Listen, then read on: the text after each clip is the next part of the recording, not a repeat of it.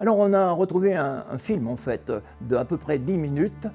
Il était signalé que dans ce film on parlait du camp de Mellet, mais en le regardant on s'est aperçu qu'en fait c'était des différents aspects de la vie de Mellet en 1939.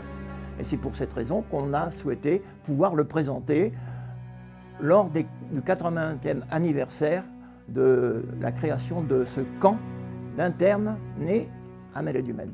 Alors ce film, c'est toute une histoire puisque je savais qu'il existait il y a à peu près une dizaine d'années, mais c'est par une personne qui m'a téléphoné un jour de Vienne en Autriche, un chercheur, qui lui aussi avait essayé de voir parce que son père en fait était venu au camp de Mellet et recherchait aussi ce film. Et après, eh bien, il a suffi de téléphoner à un réalisateur de films documentaires sur les camps, M. Denis Péchanski, et on a su tout de suite que le film était au pôle Images de Normandie.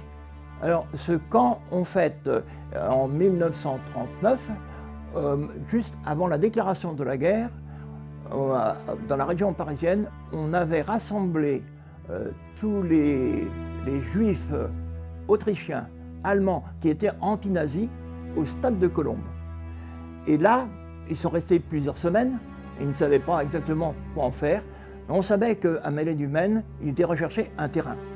Et en fait, au tout début septembre, il a fallu recevoir à Mellet plus de 2000 Autrichiens, Juifs et Allemands aussi, sur un terrain, en fait, aux Rochères, qui était très très boueux. Et ça a été un drame à cette époque-là, mais la population n'était pas très au courant à ce moment-là.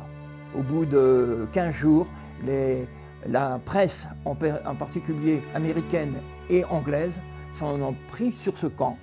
Et ils vivaient dans de la boue.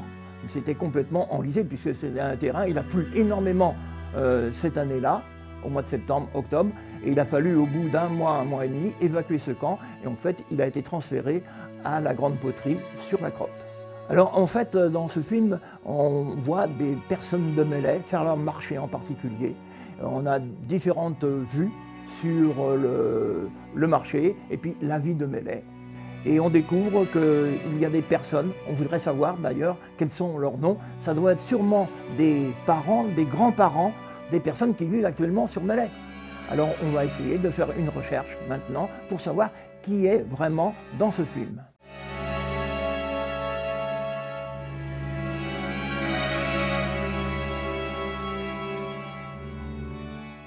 Le petit-fils de M. Dubuc, qui était le commandant de ce camp, a vu en venant à Mellet tout l'intérêt en fait qu'autour de Mellet on avait à propos de ce camp.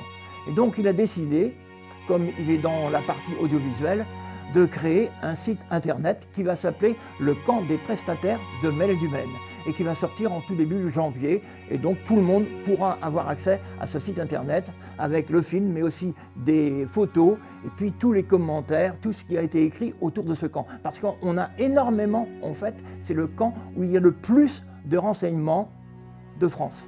Alors on va mettre dans la salle au moins une dizaine de photos pour le moment et pendant un mois, on va laisser ces photos pour que les gens, et seront aussi à la disposition à la mairie de Mellet, pour essayer de reconnaître ces différentes personnes.